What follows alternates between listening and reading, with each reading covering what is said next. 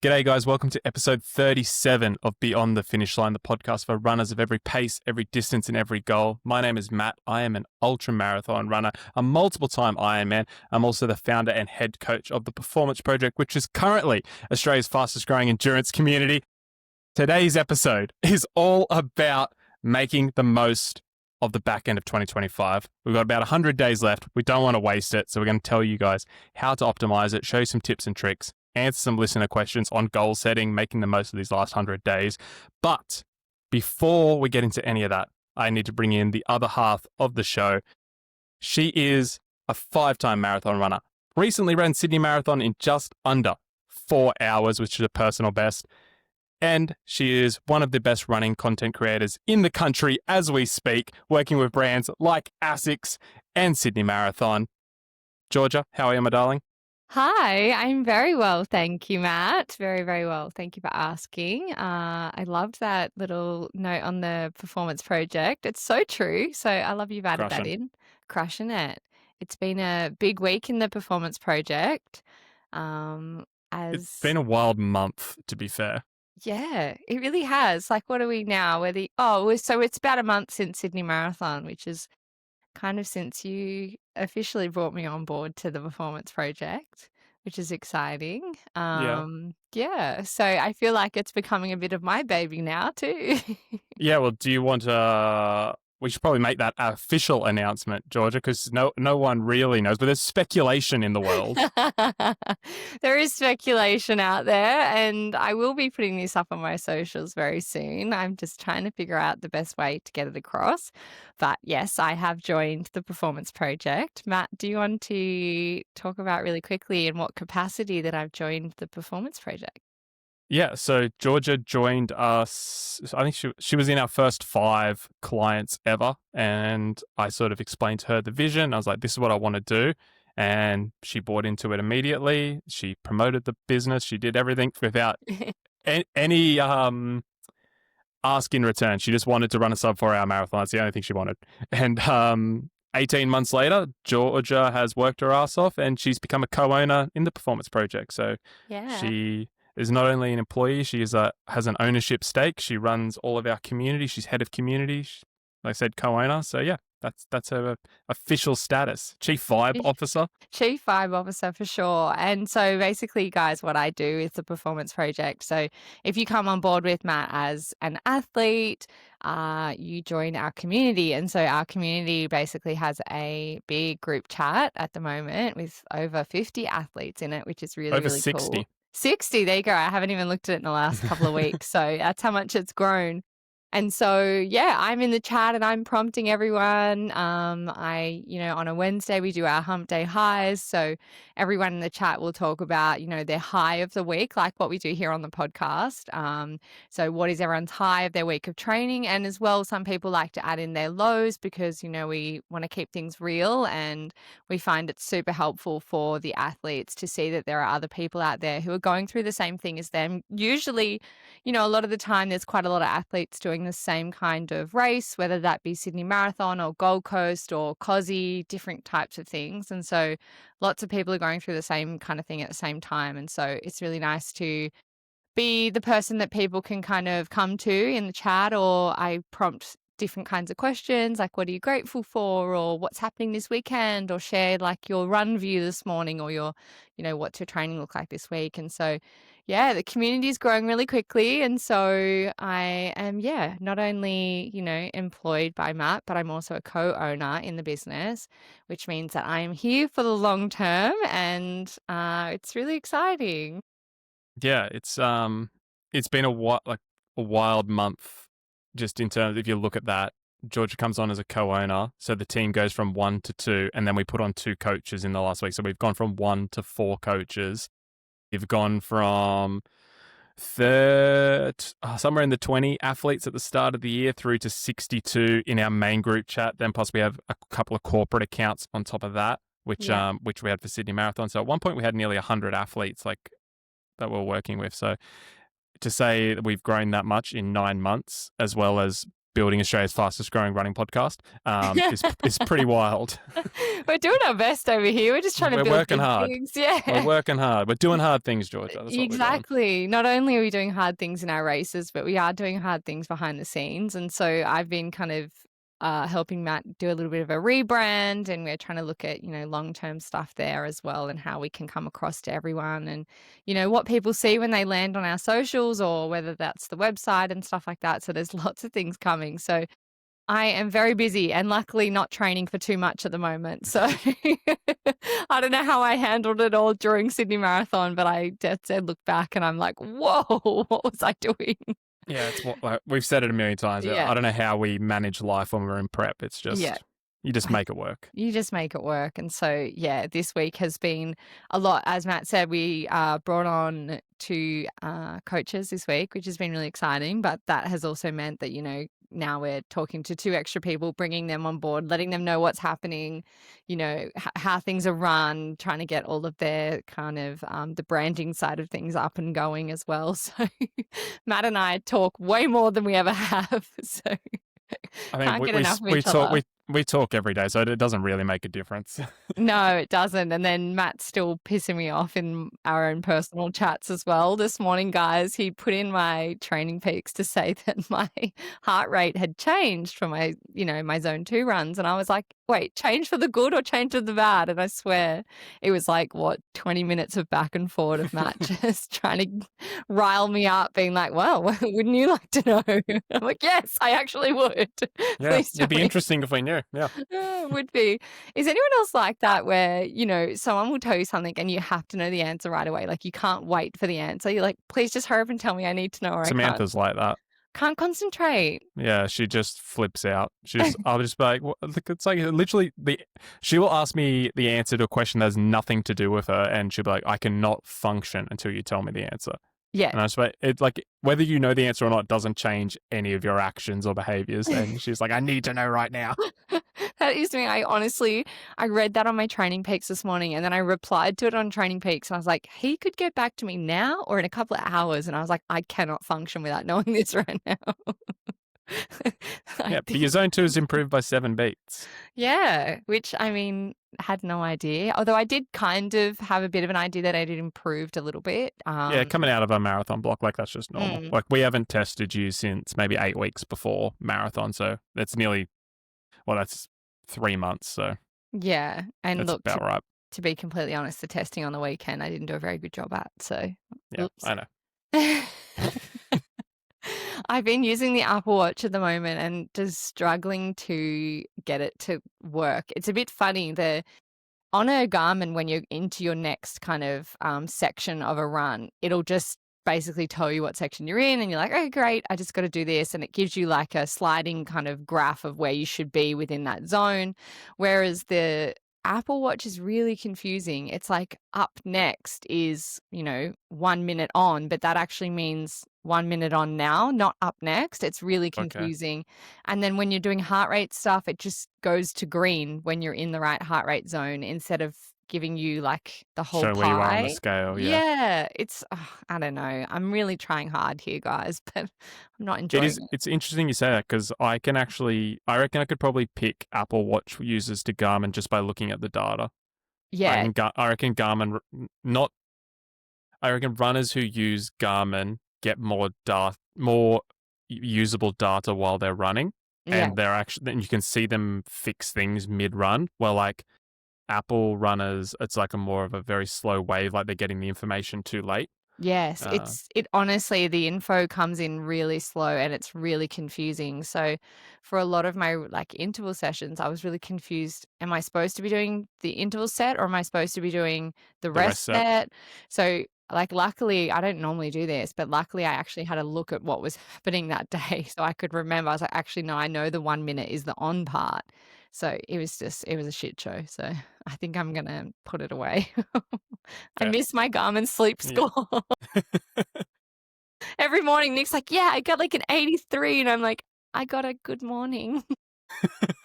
Oh, I miss it. I miss it. But anyway, how's your week going, Matt?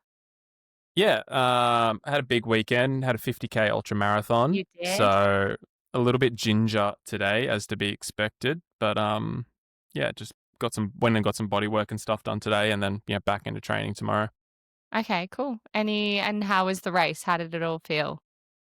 Um, some people will probably appreciate this. Like, I know, being a coach, some people think you have all the answers and you do everything perfectly. I like to also use myself as a guinea pig. Okay. So I probably overcooked this race a little bit. I didn't want to go into this race as a race. It was meant to be a training day. So I didn't peak. I didn't taper. I didn't want to go in particularly fresh. But I probably missed it by a week. So last weekend the weekend before the race, I ran 122 kilometers over the week, and my long run was 40 Ks. If I had my time again, I probably would have run that 2 weeks before, and then probably done a lower run week, but 45 Ks the week before. I probably, after about 35 Ks, I was in a rough spot, like really hurting. And there was a 6-kilometer climb. So 6 kilometers at 10% or more gradient. And that was a rough time for me. That took a long time. I lost a lot of time on that climb, where normally I'm pretty comfortable on technical climbs. So Yeah. Just guinea pigging myself out. But yeah, probably just made a mistake there. So make a note for that for the next time. But yeah, overall happy. Like, I think it took me 7 hours with 2,000 meters of climbing. So pretty happy. Good. Awesome. Any lows for the week? I'm just tired. Tired. Yeah. Yeah. Yeah. Fair enough. I would be too after that big of a day. Yeah. And plus all the travel and everything as well. And we're trying to, like we just spoke about the performance project. It's good tired. Like, we're working around the clock to get things up and running and bring coaches on and all that sort of stuff. But as soon as you sort of add travel, like, going somewhere, you don't have your normal routine, you might not have the best internet reception, people are messaging you, catching up, all this stuff. So tired, but it's all for, it could be a lot worse. And then here's me being like, answer me now. I'm surprised you didn't message me the whole actually, I think you did. I think you messaged me once while I was running. I can't remember. Probably. I don't know either. The days all blurring together. Yeah, they do. But most people left me alone while I was racing, which was nice. Yeah, you don't get much time alone, so I think that's, a good chance. Yeah, 7 hours of no headphones. It was really nice. Oh, how good. And no phone. Yeah. How about you, Georgia? How's the week been? Week has been pretty fun, to be honest. I'm just trying to get back into running. I feel like I had an interval session the other day that went really well, so I feel like that kind of gave me a little bit more of the fun back into running. Mm-hmm. But yeah, at the moment, still a little bit sore, and I'm just a bit like, oh, I don't know what to do. So yeah, that's okay. But I did decide during the week that I'm going to sign up to a sprint try, which is very exciting. Yeah. I haven't even put any of this on my socials. Everything just comes to this podcast before it goes anywhere else. We didn't even plan to talk about the performance project. That just came out. It just came out.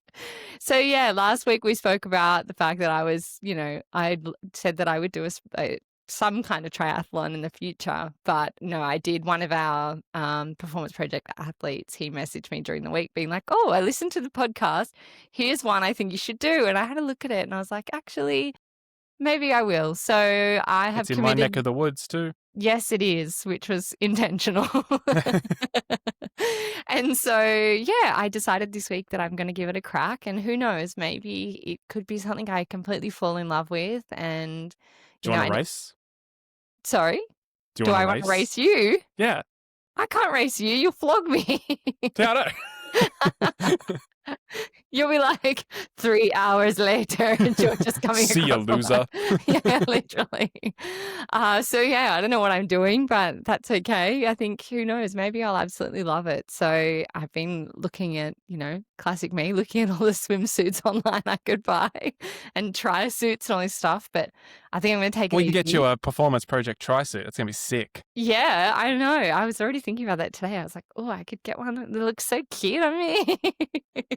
Here's the thing. I put so much effort in. Georgia doesn't really get involved in the triathlon stuff because that's my world. And I bet you, as soon as I'm like, oh, Georgia, you can have a tri-suit, she's like, we need to redesign this. The colors all wrong. The branding awful. Fix it. Awful. In the I can't bin. be seen in this on my socials. Do you know No. what? I actually really like your tri suit, so Oh, I good. will take Because I'm not changing it. That's my baby.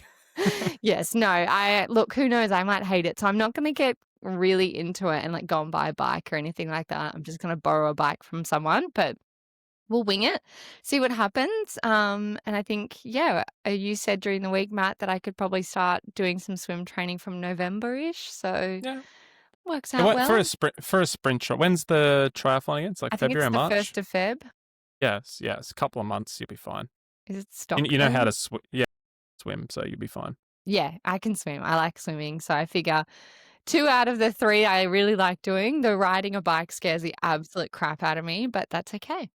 You'll be fine. We don't need to wear cleats or anything, so you'll be fine. Yeah, that'll be fine. It's the cleats that scares me. So Just put on your running shoes. You'll be right. yeah, it'll be fine. And so, yeah, that's kind of my high of the week. But my low, look, not really a low. I think I did my 5K time trial on Sunday and it was tough. It was really hot in the city. So, yeah, it was fine. I just was like, whatever, this is not going to be a PB or anything, but that's fine. Can't always get PBs. It's not about PBs. No, it's not. And I reminded myself of that during the run. I was like, this is not about getting a PB. Don't be so competitive, Georgia. Just do the time trial.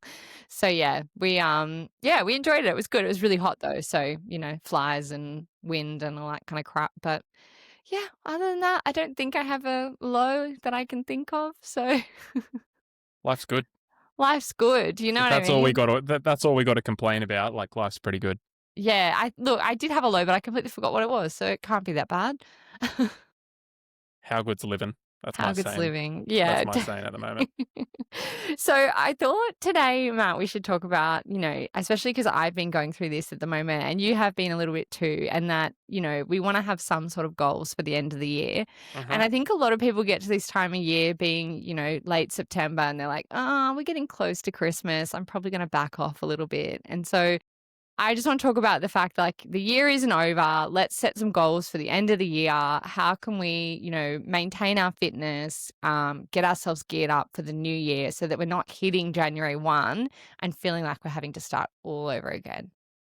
Yeah. I think something that really helps me is I have actually reminders set up on my calendar for 100 days out. I do it every year. It's because like around this time, I think it's like maybe a week ago. Can't remember off the top of my head. It's 100 days out, but it feels like it's really close to the end of the year. But 100 days is almost a third of the year. Like it's a long time That's to a get stuff whole done. Ironman block for you. Like Yeah. you can get a lot done in 100 days, whether that's business, socials, training, work, life, whatever. So I have that reminder. I've probably had it for 5 years now, and it just reminds me, like, just keep going. Yeah. I love that. So in your Yeah. calendar, 100 days from the end of the year, you have a reminder every year. Yep. It just says 100 days, don't stop. Don't stop. Yeah. And it's funny you say that because I think even today I was thinking of my own social media and stuff and I was doing some planning and I was like, okay, generally towards the end of the year, like brands will start to drop off. And, Matt, you mentioned in the intro that I do social media and stuff like that. And so if anyone's new here, recently, I worked with ASICS, I've worked with, Nike, Adidas, heaps of really big brands, which is absolutely incredible. But I do have a few brands that are on the books. And so this kind of last 100 days, like you just said, is I'm really trying to generate some work with these people because, I don't want to lose the relationship. And I also don't want to, only do stuff at the start of the year. Got to do stuff at the end. So yeah, using the time to really, I guess, work on my own personal brand, working on my socials, thinking about what I'm going to do for training. Are there things like that you do? Yeah. So you would know, like we just did with the Performance Project, we run quarterlies. So I'm a big fan of like the way I break a lot of my goals down is into process goals, and we do this with the Performance Project. Yes. The athletes as well, not just the business. Is we'll use Georgia's sub 4 hour marathon as a goal. Let's say Georgia wanted to run sub 4 next year, and it was the first time she was going to do it. We would break that down into checkpoints all across the year or across the 12-month period where, these are the 5K times we want to hit, 10K times, half marathon times, and we would map that out over the course of the 12 months.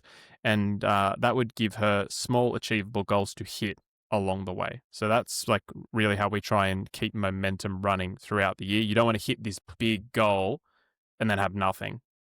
And you don't want to just be working towards one goal, because then motivation and things can really really wane. And as soon as you start to sort of lose focus on that big goal because it seems so far away, like the whole house can sort of crumble. So Yeah. if you've got these little checkpoints that you're constantly like, I'm almost there, I'm almost there, I'm almost there, you just end up on this amazing roll of momentum.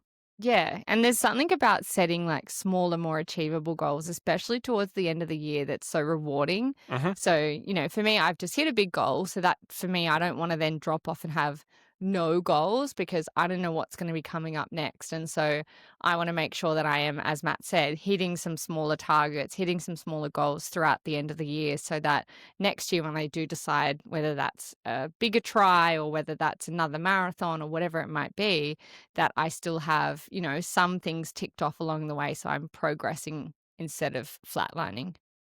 Yeah. I, d- I just don't know many people who set one big goal and they don't break it down into smaller goals and are highly successful in any aspect of life. Like, I'm going to make $1 million. Like, I don't know anyone who's like, okay, that's $83,000 a month. Like, I don't know people who don't break that down into that nature. Or that $83,000, let's say you sell a product for $1,000. Okay, I need to make 83 sales over that Hmm. month. And like, you just break it down into smaller and smaller and smaller goals. And the smaller that goal is, the more achievable it is. The more wins you get by achieving small goals makes that bigger goal seem so much more attainable. Yeah, definitely. And you spoke about this on your Instagram during, or last week, was it? Where you talked about, how you break down, your goals within the business. And Hmm. that applies so much to training as well, which is so Absolutely. interesting. And I've loved listening to those kind of more businessy chats that you've been doing recently because I'm like, oh, that's exactly what I've been doing with my training. So I love It is that. amazing how endurance sports, it just relates to so many different aspects of life. Whether like the way you break down a training block is so similar to the way you would set a goal for, you want to save a deposit for a house with your partner, or you're saving up for an Yeah. engagement ring, or you want to get this promotion at work. Like, you can take so many of those principles and overlap them, and vice versa. If you're really successful in business or at your career or whatever it might be, you could take all of those skills and plug them into endurance sports, and I promise you'd have the same success. Yeah, and I was watching a reel, oh gosh, last night, and it was basically a lady saying that she loves to hire endurance athletes Hmm. in her business. And she's like, look, you can't exactly ask someone, hey, do you do endurance sports? But she was like, endurance athletes are the best people to hire because they're so good with like adversity and, they know how to plan long term and they're really good at setting out smaller achievable goals and stuff like that. And it's so, I love how much they cross over in, life as well as, training and stuff like that. And I definitely use the things I learn in training at work as well. So it's super handy. Absolutely. I think like, I used this analogy for, I think it was Alicia the other week. It's like, training is like a river where you're paddling down this river. You're in a canoe or whatever, and like, you'll hit rapids and you'll hit flat spots, and then you'll hit parts where you're going with the current, and then you might hit a friggin' waterfall and go over the edge, which could be an injury or something. Yeah. Like, it's just like, you just learn how to deal with adversity, and you just learn how to just keep almost rolling with the punches, going with the flow, however you want to word that. But you can take that skill set to just about anything. Yeah, for sure. And I think towards the end of the year, it's important to, not just have goals for, training and stuff as well. You could have little goals for work and stuff that then help for training, but also then looking at like, how do you do little things to help? A lot of people at the moment I'm seeing online just like I've fallen out of love with running. And I think a lot of people are facing a lot of burnout towards the end of the year. So you could, set some little goals for yourself to help fall back in love with running and I know even for myself at the moment, that's something that I've been kind of toying with is just like, okay, how can I do things that help me fall back in love with running? And so I kind of have a little checklist in my phone of different things that I want to do just to make things more interesting and more fun. And, some of those is going for a trail run. Some of them might be, okay, well, I'm going to give running a little bit of break. I might go do some swimming because the swimming will translate to running. And then, okay, let's do some more run clubs. Let's go to run clubs, like different things like that as well. Yeah, I think the important thing to establish, and I really hammer this home with everyone, is like, what do you want to achieve at the end of it? So, Mm, like, if you do not love running at the moment, number one, I would say, first question I would ask anyone is like, do you need to love running to run? Like, so that would be number one. And if the person said yes, I'm like, cool, what makes you love running? And then we would establish that. If they're like, no, I don't, I just like, it's just an observation. I'd be like, okay, cool. Like, then let's just set a goal and start working towards that. Um, I think it's really, really important that you have a very, very clear idea of where you want to get to, because otherwise, right now, you don't know if you're heading in the right direction. mm, So, that's yeah, yeah, go that's for it. me. That's me Yeah, at the moment, right? It's like, I'm it like, it I don't know is. where I am. I don't know what I'm doing. It is, but it isn't, right? So I'm a big fan of, and I will. Everyone goes through phases where they don't know what that big goal is. I just set my backup conversation to all of those is, and I really use this in business a lot, is it's better to be directionally correct than absolute correct. So what that might mean is absolutely correct is Georgia is training for a sub 4 hour marathon, and that is absolutely what she's doing. No ifs, ands, or buts about it. She's straight down the barrel. Hmm. Being directionally correct is I probably want to do a triathlon in 2026. Okay, so Yeah. let's include. We don't know when it is. We don't know what distance, but let's include one swim and one bike per week. We are now moving directionally towards the goal. We don't know exactly what it is, but we are moving. We know we're moving in the right direction. We haven't started playing water polo and riding horses to do a triathlon because that's directionally not correct. But we're just moving towards the goal that we think we have. And if that goal changes, if you're like, you know what, I actually don't want to do triathlon, I'm going to pivot to trail running or whatever. Okay, then we'll just, again, start moving directionally correct rather than absolutely correct. I think a lot of people get hung up on perfectionism and being absolutely correct Mm, and then when it doesn't go exactly to plan, they kind of like get paralysis by analysis and just stop everything when it's just, okay, just 2 degrees to the left or 2 degrees to the right. And, we're moving in the right direction again.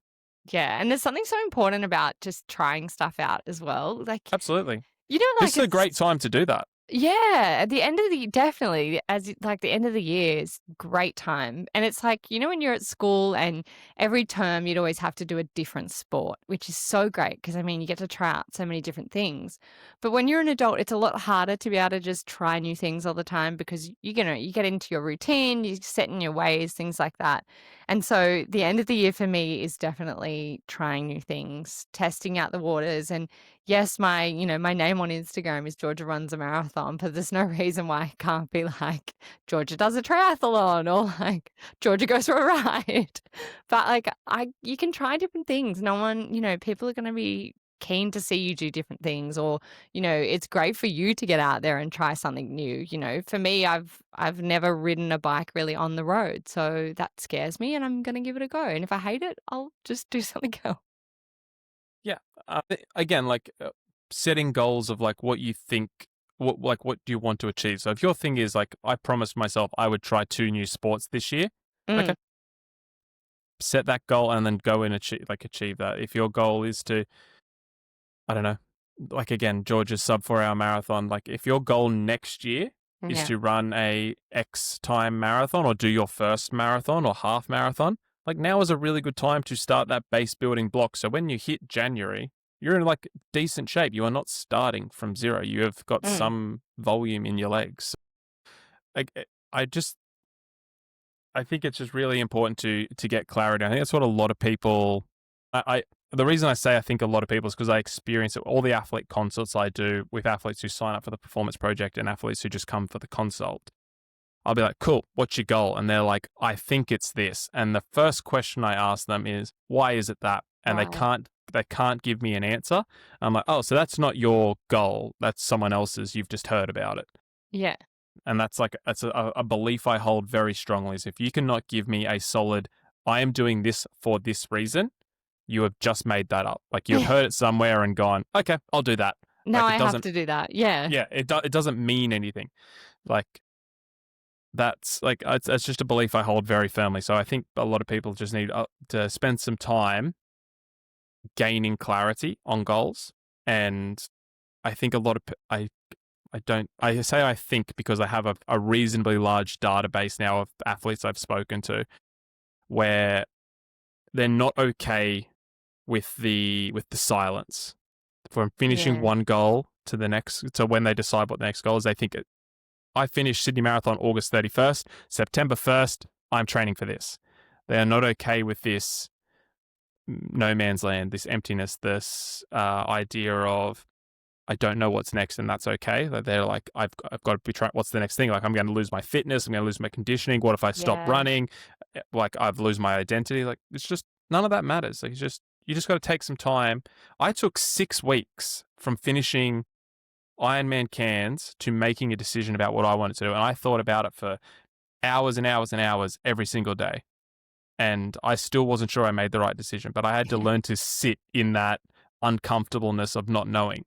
And that's someone who like strongly identifies with doing triathlon and doing Ironman and doing ultra endurance sport and chasing this sub 10-hour goal. I had to like really sit in that for over a month. So I just think people need to chill and be okay with the uncomfortableness of silence. Yeah. And I mean, how long did it take me to decide to do some sort of triathlon? Well, I mean, you still Forever. you still really haven't. Like, you just like, I think I'll do it.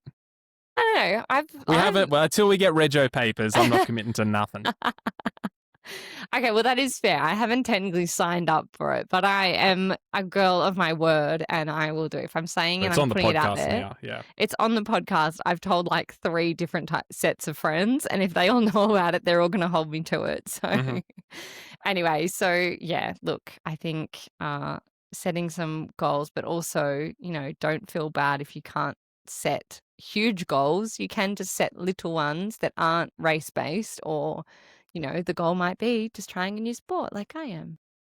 I also think that's important is the not setting huge goals Yeah. is and I know, Georgia, you and I, this might sound hypocritical to maybe people who aren't religious listeners of the podcast, because you and I are very adamant about like set audacious, ridiculous goals that make you scared, that make your palms sweaty, that you're like, I don't even know if that's possible for me. For a long time, that was you with your sub 4. It is still currently me with a sub 10-hour Ironman. I also think there is times in life where it does not serve you to be chasing that pinnacle. I think Yeah. there are times in life where you just need to not put the brakes on, but just be like, I need to reevaluate my goals and do something. I don't want to say easier like it means less, but just something that takes a little less out of me to achieve. I don't have to be fully locked in. I don't have to be all consuming. It doesn't have to be my life to achieve it. Like for you, sub 4, content, recovery, social life, training, like it was just Yeah. everything. When I'm in Ironman prep, it is everything. Everything. But now, like, you're training for a half marathon and it's kind of like a back thought. Like, it's like, yeah, I'm still going to run a really good half marathon. I'm still Yeah. going to have fun, but like, I don't care. And like, same with me, like COSI 100, like I can't wait to do it. I mean, I have so much fun, but like, I don't have this huge anxiety about performing. Yeah. I, I don't I, I don't think anyone needs to, like, as you said, we want to set really big goals, once every while, where you're like, that really scares me, like you said, you get sweaty palms like I did with my sub 4. But there's nothing wrong with, setting smaller achievable goals in the meantime until you know what your next move is. And absolutely. that's the best thing about running, right? Is that you're, or, triathlon or swimming or whatever it is you're doing, you know, you're really only working against yourself. So, for me on the weekend, I was like, okay, well, I have a 5K to do. I can try and beat my sub 24 minutes. I can try and do that. If I can't, it's not a big deal. It's like, whatever, I tried. I'll give it a go again in a couple of weeks. Like with my, my half marathon coming up, I've got no time that I want to run it in. I just want to go and have fun because I promised myself that after this big, big goal that I've done, I'm going to give my body, my mind, my everything a rest because it does. It fully takes over your life. So I think if you're constantly setting these huge, huge goals that take over your life, it's a bit like, well, where is your life? Yeah. Do you agree with that though? Yeah, I do. I really do. And I'm just like thinking, there's so many different, I'm very passionate about goal setting. Um, Yeah. like George is actually probably sick of it because No. like we, with the performance project, when I break everything down to the ridiculous detail, like to the point where what are we achieving on Monday that is going to serve us in 14 weeks time at the end of Q4? Like, and Georgia's like, oh my fucking God, stop talking. And I'm like, if we just tick this box on Monday, it's going to fucking work. I'm like, so okay, I'll try yeah, my best. yeah. So like I'm very passionate about it, but I'm very passionate about doing it intelligently. And I'm also passionate just on what Georgia said is like seasons in life where like right now I'm personally in a business season where the performance project is my absolute number one focus. I don't care if I have a race coming up. I don't care if whatever. I will drop anything on a dime, excuse me, to fix a problem, help a client, go to an event, whatever I need to do. When Ironman prep rolls around sometime next year, that will change where everything will come second to that. Same with Georgia. Like when she was training for Sub 4, that was her life. That was her number one priority. Now, it is okay not to. So I do think it's important that you have the different seasons in life with different focuses. Yeah, fully agree. Fully agree. And so just quickly like summarizing what we just spoke about in the next 100 days or, a bit less than that now, we still have so much time to be able to, keep doing amazing things. You don't necessarily have to set these big, huge, audacious goals for these, for the end of the year or even be thinking about next year if that's overwhelming for you. But, put some things in place that are going to set you up for a great end of year. Who's Be to say directionally correct. yeah, be directionally correct. And so, who's to say that you need to do the big refresh on New Year's? You can start it now. If today, on a Wednesday when this comes out, if this is the day that's going to go, okay, I'm just going to start setting some new goals that are going to put me in a really great place for early next year, then great. Whether that's falling back in love with running, whether that's trying a new sport, whether that's getting out there and just looking after yourself, doing proper recovery now you have time that you've reached your big goal, or whether you didn't quite get there this year and you need to get there next year, then great. Use this time to really focus on you, focus on friendships, focus on family, and yeah, enjoy this last half of the year. Don't feel like, just because it's rolling towards Christmas that we need to just give up everything. Yeah. Can I give a little mindset hack, Georgia, that I like to use? Yes, please. Love it. So one thing, if I don't necessarily have a goal that I'm working towards, especially this time of year, maybe even a little bit closer to New Year's, Mm-hmm. I will think, okay, what are my 2026 goals? What are my goals for next year? And I'll list them all down and I'll be like, cool, this is what I want to achieve. And rather than doing the big new year, new me, going to get into it, let's just say, I don't know, it's the start of December, start of November. I'm like, cool, I get a 2-month head start on everyone else. And I like Yeah. try and get as much done in that 30 or 60 days. And I'm like, cool, I'm a 60 days ahead of everyone. I'm crushing it before the year's even started. So that's a little hack that I like to use if I'm sort of waning in a bit of motivation. Yeah, I love that. And, don't be the person who joins the gym on January 1, join the gym on December 1. So then you're getting a month's head start on Absolutely. everything. By the time January 1 rolls around, you're super comfortable in the gym. You know where everything is. You don't feel, shy or awkward. You can just Mm-hmm. crush it at the gym. And then, when things like, Hoka Half comes around next year, there's heaps of races at the start of the year. You've already got all the things in place and you can go Mm-hmm. out and like crush some awesome, races or do some new things and stuff like that. But yeah, that's a good way to put it, a couple of months head start. Yeah. And probably one last little hack is the things you do now pay Yeah. off in 3 months. So Yeah. if you're thinking about doing Hoka Half, which is in March, top of my head, May, like May, something like that, first part of the year, like if you're training for it now, you will get that dividends then. If you start training for it in January, it's not going to pay off in time. So like, just always be thinking about the moves you're making now will pay off in 3, 6, 12 months time. So you got to be Yeah. forecasting ahead. Forecasting ahead for sure. All right, let's get into some listener questions. We have a few for you guys today. We thought we'd be, super generous and just give you lots of questions. We love listener questions. So this one came in from Jacob. We got this one in last week. It says, Christmas is coming up shortly. How do I balance all of the festivities while still training? This is a big topic. Do Everyone you reckon? doesn't. Yeah, everyone's always at the end of the year and they're always like, oh, what do I do around Christmas? My whole thing is it's Christmas, enjoy yourself, let loose a little bit, and then just get back into things. I'm just like, yeah, I just carb loaded for a month, like sick. So I probably have a different surprise, surprise. I probably have a different experience to other people. I'm not a big Christmas person. I not for any religious reasons or anything. It's just not my thing. So I just train as per normal. And I probably just eat a little bit more on Christmas Day. Like I don't really change Just anything in another my day. life. Yeah. Pretty like with a bit of extra food, I might have a beer or something if we have family over or whatever, or we go somewhere. But yeah, I don't really change an awful lot. So this is probably something for Georgia to answer in a little bit more detail. Yeah, I'm a big Christmas person. I'm like No shit. Chalk and cheese. Yeah. Yeah, I absolutely love Christmas. And so I can fully relate to Jacob's question because I know when Christmas starts rolling around, you've got the work Christmas parties, you're eating more, you're probably a little bit lacking in motivation. So I can fully understand where you're coming from. But look, I just try my best to stick to my training plan as much as I can. I'm very lucky that I have Matt to program my runs and stuff for me. So I have someone to hold me accountable. But yeah, look, I just completely switch off for Christmas Eve, Christmas Day, Boxing Day, and then generally I will make sure I just get back into things after that.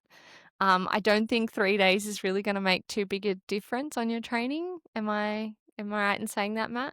I would again like let's talk about seasons in life. Like if you're training for a big goal, like let's say your big A race is in February.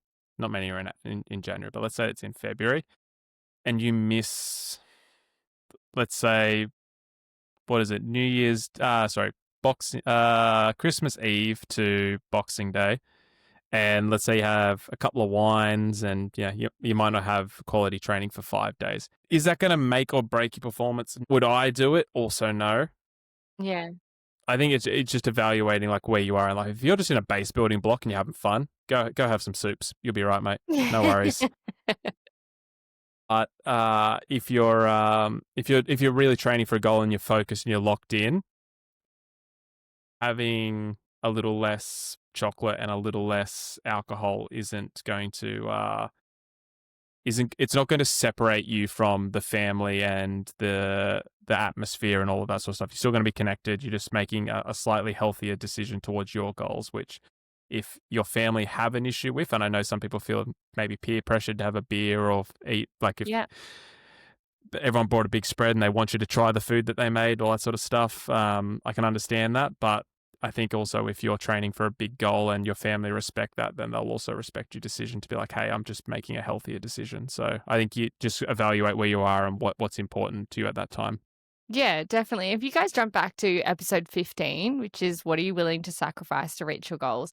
I do think this really plays into it. And so, as Matt said, if you've got a big goal coming up, if I had my sub 4 coming up in February, whatever, I would definitely be like, okay, I need to sacrifice, you know, like Matt just said, not sacrifice my Christmas so I don't get a Christmas, but, I wouldn't drink, I wouldn't be having the cocktails maybe, or, I'd go lighter on certain things that I know are going to maybe affect my sleep or my training or anything like that. But it just comes down to whether or not you want to sacrifice those things to reach your goals. Yeah, strategic sacrifices. Like also, you might also be in a position where you're so confident that you're going to achieve your goal that 3 or 4 days isn't going to make a difference, and you can sort of open the floodgates a little bit. I'm just a big proponent of evaluate what's important and then behave accordingly. Yeah, for sure. For sure. Josh has asked, I smashed my half marathon earlier this year, but Fuck yeah. We love it. But don't have another race until next March. How do I stay motivated through the last few months of this year without a race goal? I mean, if you've got Process, a race in March, that's kind of a goal, but yeah, process goals, small goals, achievable goals. March, I'd be like, okay, how do we hit a 10K PB by Christmas? And then have a little break over Christmas. And then you straight into a half marathon block between then and then in March, like January 1st to March sort of thing. okay, cool. I don't really have anything to add to that. I'm sorry. I'd be like, cool, how do I hit a 5K, 10K PB in the next 3 months? Yep. Train towards that, have a little break, and then 10K to 21K. Perfect. Yeah. Smaller goals, smaller achievable goals. Plus, I mean, if you get a 5K, 10K PB, great. Got something else to celebrate. So that's always fun. Absolutely. Yep. Amy has asked, what's the difference between mental fatigue from life and actual overtraining fatigue? How do you tell them apart? I have one really great indicator, and I really use it with my Ironman athletes. They probably are more susceptible to it than anyone else. Hmm. And I say it's the kind of fatigue that a good night's sleep can't fix. Yeah. If you have now marathon athletes get it as well, but it's just a little bit more Yeah. susceptible in Ironman because of the double day training and everything.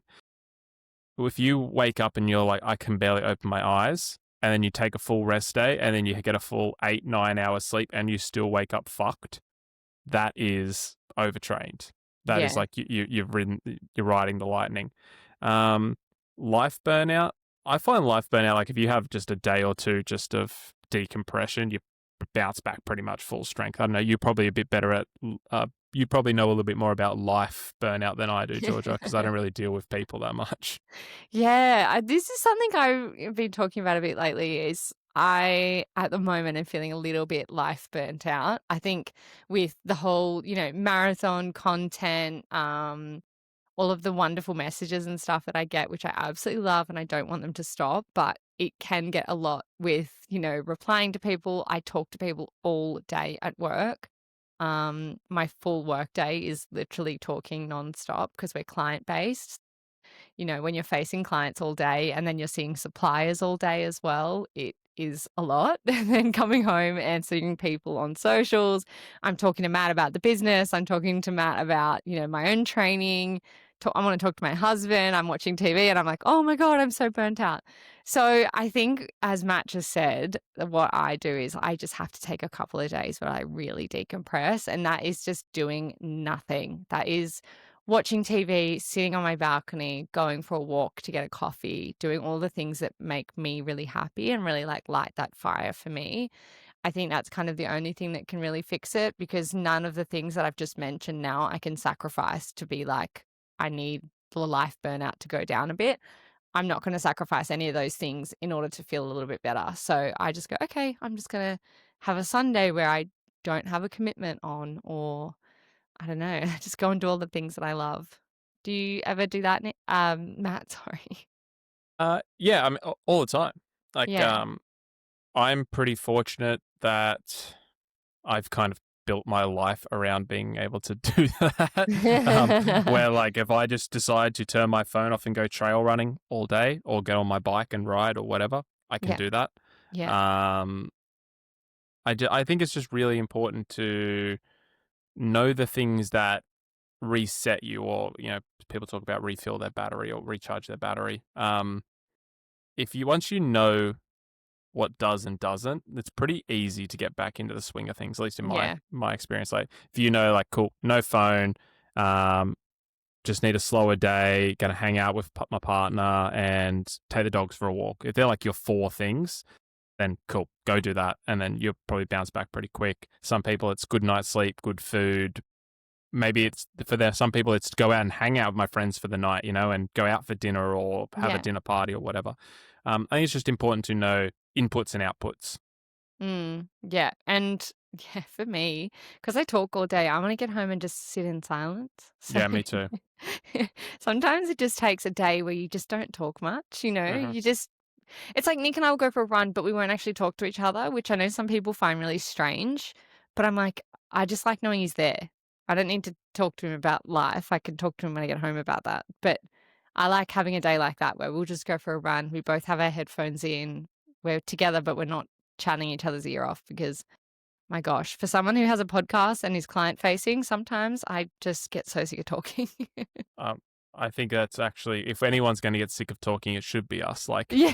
Like that's all we do. Like I'm talking to clients all day. I've got the, like I say, got the podcast. Like I'm the exact same. So yeah, I can appreciate that for Yeah, sure. I saw a meme today and it was like, I used to be shy, but now I'm a podcast. And I'm like, hi. Oh, Ethan has asked, I heard you guys talk about running by feel last week instead of by the data. How do you actually learn what different paces feel like without a watch? So I would say okay. It's a double-barreled question. Running based off feel and what he might be referencing when we spoke about marathon pace, that comes through experience. Like if you want to run a marathon pace based by feel, that's just you've got to do it a lot. Mm, Um, the rest is you can't be worried about pace. You just got to. This is easy and hard. Like they're the two mm. factors that you need to think about. RPE?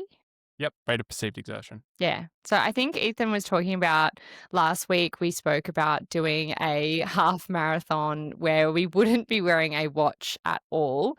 So I think that's what he was referencing. But Yep.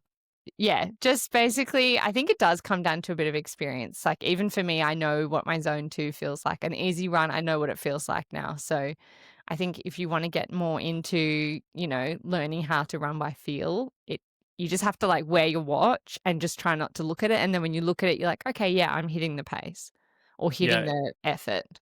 yeah. It's just honestly, it's even experience is still not always the best answer. Like sometimes I'll be running, I'm like, oh, this feels effortless, and it's like heart rate's 160, and you're like, not effortless. Not effortless at all. Or I'll look down and it's like 5 minute pace, and I'm like, also not effortless. Yeah. It's like it might feel effortless now for the first 5 minutes, and then all of a sudden will not be. I would say like just, just run, practice. Like I can't. I don't think there's. I just don't think there's necessarily an answer. I think it's a little Mm, bit different for everyone. Everyone has a different feel, a different vibe. Some people work off different things. Like for me, a good one is if I'm running and I change my breathing pattern, and I'll know because it's one big breath. I'll go from just nasal breathing to, and I'm like, oh no, that's too hard. Like that's my cue. My body just knows straight away. Like you have exceeded zone two. And then for other people, it's just like they start to sweat. Like some people, they don't sweat when they run zone two. They just mm. for whatever reason, their body just doesn't. As soon as they start to sweat, like that's how they know. And yeah, so it's just different for everyone. So I would just experiment and just using your watch and just like I think what Georgia said is a great cue, and then you just got to build little cues around that. So don't look at your watch. 10 minutes in, have a check. Okay, cool. This is zone two heart rate, X pace. This is how I feel. 10 minutes later, okay, running a little bit faster, heart rate's a little bit higher. I'm going to bring that back, etc. Yeah. Yeah. And I remember oh gosh, I want to say last year. It feels like last year. It's not. It would have been this year because it was on the podcast. But you said that if you need to turn your music up, that's how you know you're not running in zone two because your music needs to get louder and louder and louder to hear Not yourself. necessarily zone two. It just means like you're running, your heart rate's getting higher and higher. So you could be Yeah. going out of zone two for sure. Yeah, because Yeah. you start to hear it in your ears. Yeah. That's always a cue for me now because I always think about that episode. And Exactly. But like I don't run listen to music, so it's yeah. that's not a great cue for me, but it's a great cue for you. Yeah. For me, like, I know that if I need to start turning my music up, I'm like, well, Hmm. this is a little bit more. Or, yeah, the breathing's a big one. Whether I can't do my 4 in, 4 out, and I'm like in, out, in, out. I'm like, okay, Yep. this Yep. is a bit much. All sorts of different things. Yeah, different strokes for different folks, mate. Oh gosh, you make me laugh. Last question here is from Zoe. How do you balance social runs with friends when their pace doesn't match yours? Do you treat it as a training run or just time to catch up with friends? It You depends don't if really run Zoe. with friends. Matt's I not got going to I got multiple friends up in the old noggin, mate. They keep me company. They're called A, D, H, and D. Yeah. Is Zoe the fast one or Zoe the slower one in this in this question? Or there was no context. On their pace, I'm going to say let's just go with they're they're slower I'll than answer her. both. I'll answer both. Yeah.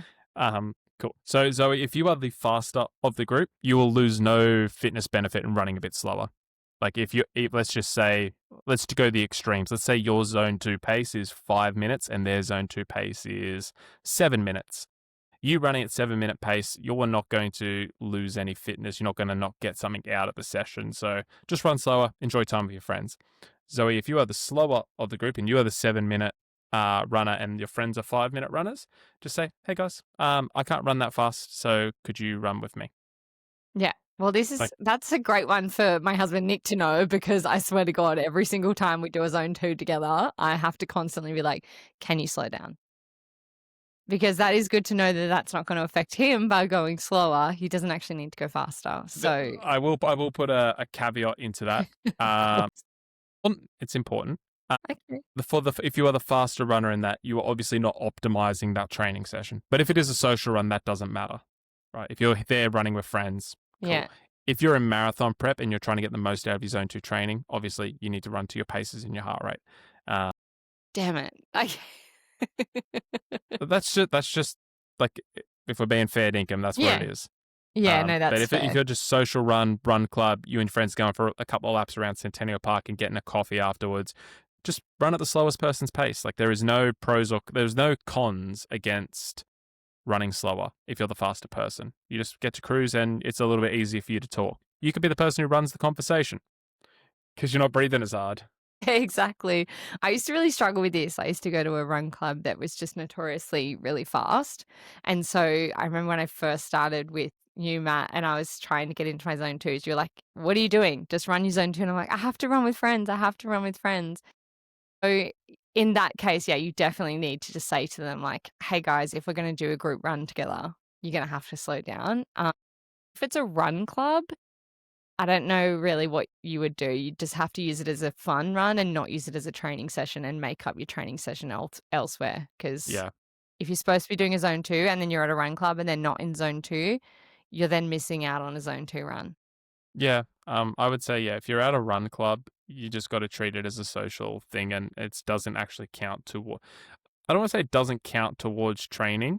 You just need to look at your training throughout the week and be like, okay, like, what does this closely represent, if anything? Yeah, that's what I do. Yeah. So if you've got a tempo run or something, just use that as use the run club as part of it. Maybe go a little bit before, do a bit of training before, use the run club at the end, or use it as the warm up, depending on your skill level, etc. But that's how I would approach it.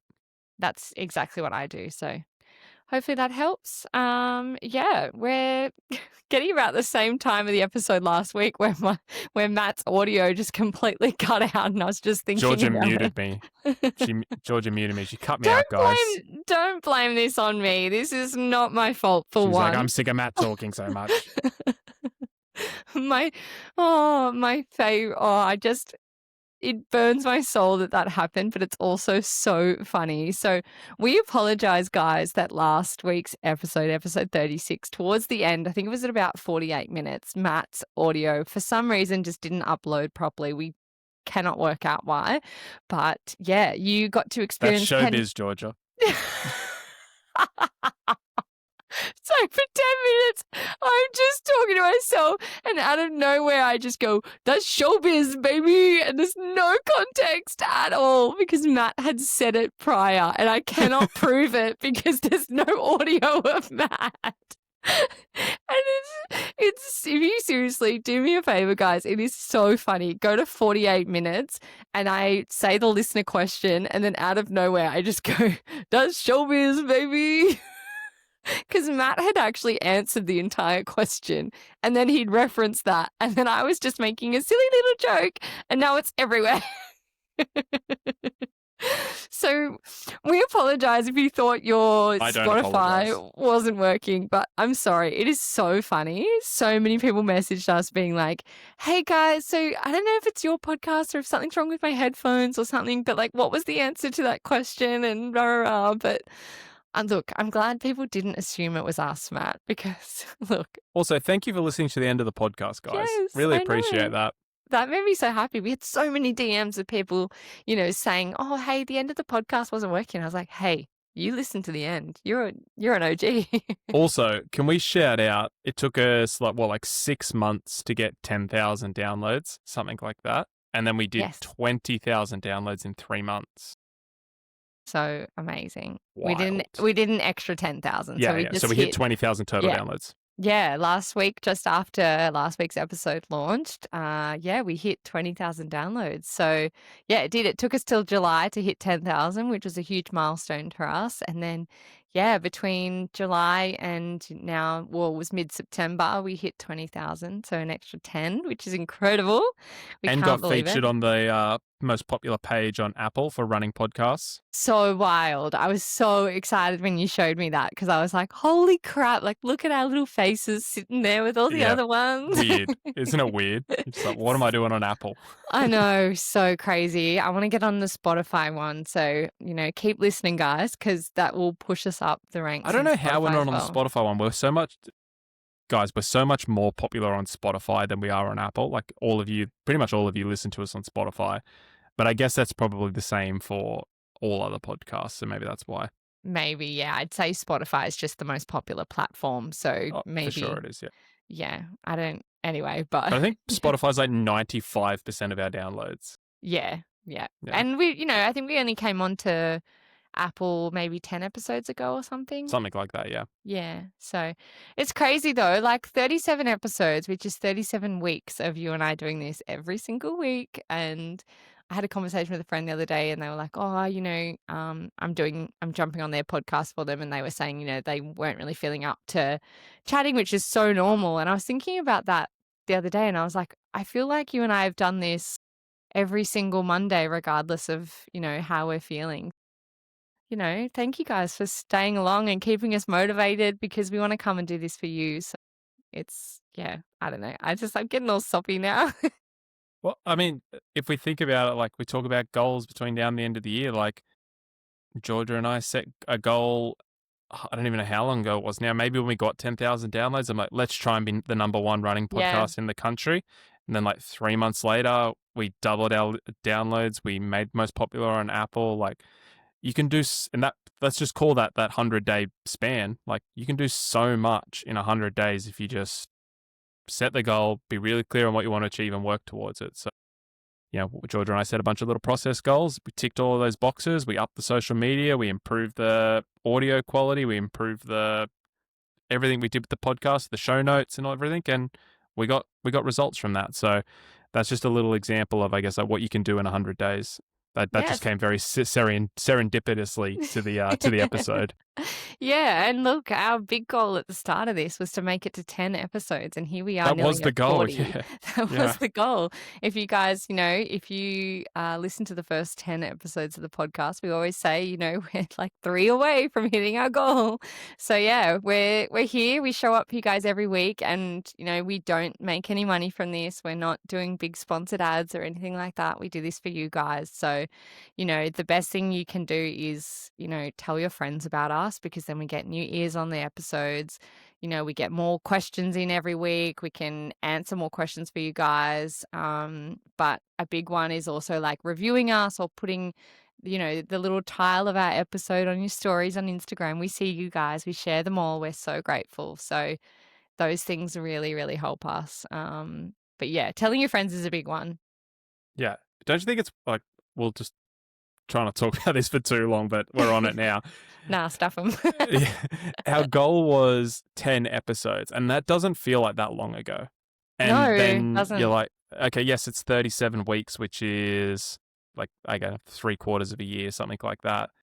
But I think like it really shows, we talk about how endurance sports relates to real world. 3/4 of a year isn't a long period of time. But if you are consistent for 3/4 of a year, 37 weeks, you can outperform and outwork so many people. And I think it just shows like how inconsistent the rest of the world is. Yeah. Like if you're an endurance athlete and you understand consistency, you can move fucking mountains compared to other people. And I think this is like, not to brag about us, but I think like this is a great example of like we went from, we even do a podcast to where we are now in 37 weeks just through the power of consistency. Yes, we are the prime example of how to be a great endurance athlete is to be super consistent and you will achieve your goals. Be consistent and you might get your sub 4 or your sub 10 and you could have Or the make the best most popular podcast. page on Apple. Yeah, I was going to say, or have a number one running podcast. Oh, mic drop. That's a great one. I love it. Well, this has been episode 37 of Beyond the Finish Line. Make sure you jump over to Instagram and follow us at Beyond the Finish Line. Jump over to YouTube and subscribe to us as well. You can watch this entire episode. You can see Matt and I chatting to each other, and head over to wherever you get your podcast, like, subscribe, download, do all the things, share our episodes. We are so grateful. Thank you so much for listening. Hooroo. Bye.